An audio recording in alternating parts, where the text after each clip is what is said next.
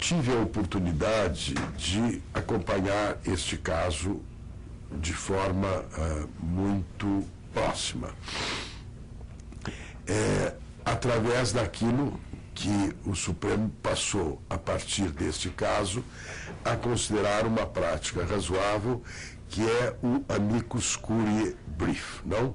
Uma manifestação de pessoas interessadas na sociedade quando o assunto vai além do caso específico e tem uma repercussão geral. Aliás, foi o ministro Celso Mello, no âmbito dessas discussões, que estipulou claramente que era uma hipótese de amicus curiae brief, e que cabia isto num processo com esta natureza. Eu desenvolvi uma série de ideias que depois foram muito trabalhadas nos diversos votos, de que não existe raça, a não ser a raça humana, não?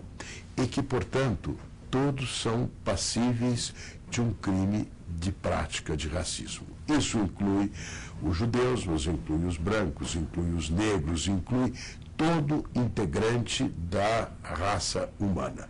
E que, portanto, havia um deslizamento conceitual no argumento apresentado pelo advogado de Elvanger, porque a temática da prática do racismo era uma temática incluída no âmbito abrangente da discriminação e, como tal, deveria ser considerada. Celso Laffer é autor de um livro que traz conceitos dos direitos humanos no Brasil e no mundo. A obra tem um capítulo específico sobre o julgamento no Supremo do editor de livros Siegfried Elvanger. Para o professor de Direito da Universidade de São Paulo, a ideia de que a liberdade de expressão garantiria a publicação dos livros antissemita é cúmplice do racismo. O direito à livre expressão não pode abrigar em sua abrangência manifestações de conteúdo imoral que implicam ilicitude penal. As liberdades públicas não são incondicionais, pois devem ser exercidas de maneira harmônica, observados os limites definidos na própria Constituição Federal. O preceito fundamental da liberdade de expressão não consagra o direito à incitação ao racismo, dado que um direito individual não pode constituir-se em salvaguarda de condutas ilícitas, como sucede como os delitos contra a honra, não? Injúria, calúnia e difamação. E aí, prevalência da dignidade da pessoa humana. A decisão do Supremo sinaliza para o compromisso da sociedade brasileira contra o racismo.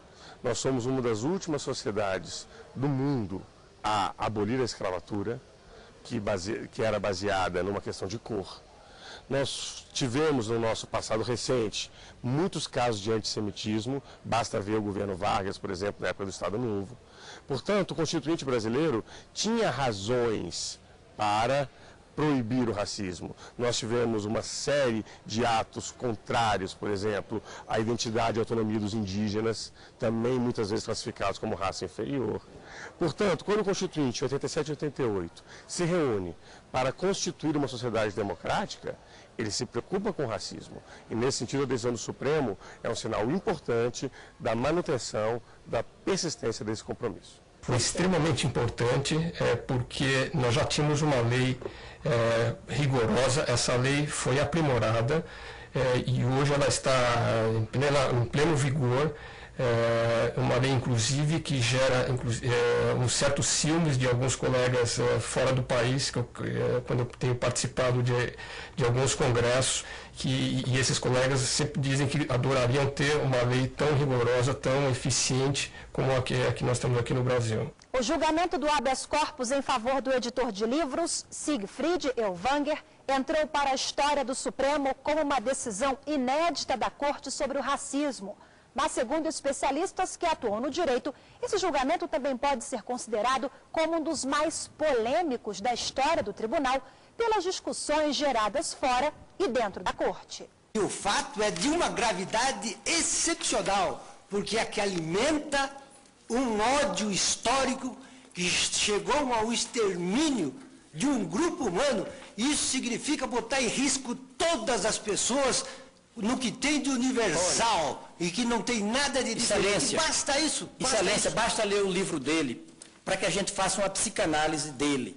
Ele condena a desonestidade, ele condena a mentira, ele condena o racismo, ele se considera defensor da verdade, ele se considera um homem de caráter. É o herói do seu tempo. Não, porque ele diz isso. Pela leitura é o herói do tempo. É porque ele diz isso. Grande herói do Entendeu? tempo. Agora, por outro lado, eu sou marcado positivamente e definitivamente por aquela frase de Voltaire.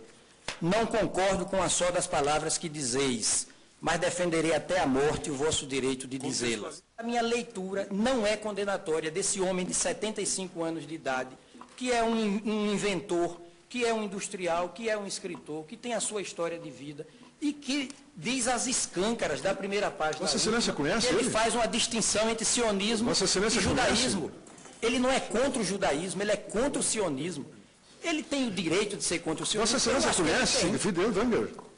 Olha, industrial, sério, conhece? eu vou dizer a Conhece ou não conhece? Eu tenho mais de meia dúzia de amigos juristas do Rio Grande do Sul. Conhece? E eu consultei todos eles. Eu estou aqui fazendo uma leitura dos fatos e das personalidades com extrema responsabilidade.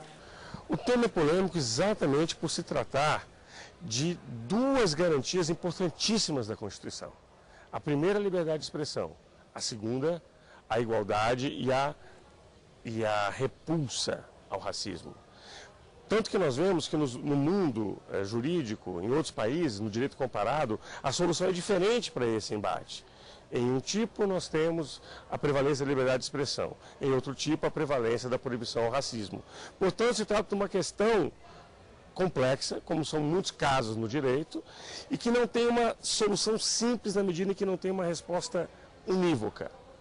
Mas, a meu ver, tem aqui um componente histórico. Nós temos que prestar atenção ao fato de que o Constituinte brasileiro de 88 se preocupou especificamente com a questão do racismo, ou inseriu como crime inafiançável, como um crime gravíssimo. Esse compromisso do Constituinte contra o racismo foi o que levou, a meu ver, a maioria dos ministros do Supremo Tribunal Federal à época a considerar o caso como um crime de racismo. O julgamento que ocorreu entre dezembro de 2002 e setembro de 2003 foi um dos primeiros de grande repercussão que foi transmitido ao vivo pela TV Justiça. Nesse período, a emissora do Poder Judiciário Brasileiro, criada em agosto de 2002, dava os primeiros passos.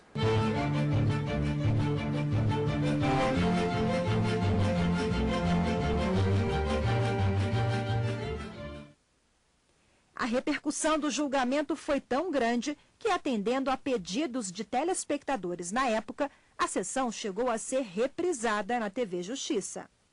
O programa Grandes Julgamentos do STF fica por aqui. Não perca no próximo programa mais uma grande decisão do Supremo. Obrigada pela sua companhia e até lá. Shalom a todos os irmãos.